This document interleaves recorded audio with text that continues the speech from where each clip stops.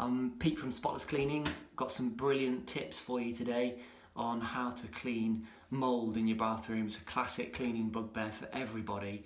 It can be a real pain, makes your bathroom look rubbish, really hard to get rid of. Sometimes we've all found you've scrubbed, you've bleached, you've tried everything to get rid of mould and it just won't go. So we've got some brilliant tips to really banish it permanently and keep on top of it. So things you're going to need include some eye protection. You're going to need a mask to keep any bad fumes out of your lungs, and you're going to need some gloves, which are obviously important to keep chemicals away from your skin, and then we're going to need a few tools. So chemicals is pretty simple. We just need some typical bleach off the shelf, and then our best tip is to use a cordless drill with a brush attachment. It's going to give you that mechanical power. You really need to get the grout clean, but without damaging anything. So you take a regular toilet brush off the shelf at Wilko or somewhere similar, you simply cut the handle off and insert it into your cordless drill. We'll never use a mains drill. It's got to be battery powered to be safe to use in the bathroom, and you obviously don't want to get the drill wet. So we've got to use the bleach and water carefully, and bear in mind that the brush rotating is going to flick bits of bleach and dirt and liquid around, so you clear your bathroom out completely before you start. Make sure nothing that can be damaged is anywhere near the area. Make sure it's well ventilated. If you've got an extractor fan, put that on while you're working. Keep the door open, keep the window open.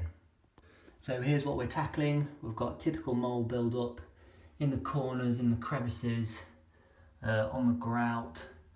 You can see it builds up in the typical places, under fittings and fixtures, and in corners.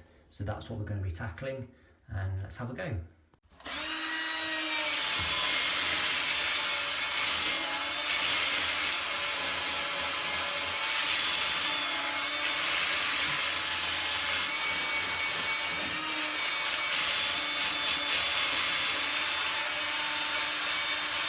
So here's the finished article. We've applied the same principle using some descaler as well for built up areas of limescale.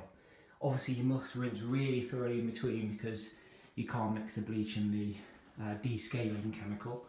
But you can see we've got a brilliant result all around. We've got rid of the mould, the grout's looking clean, we've descaled all of the chrome and it looks fantastic.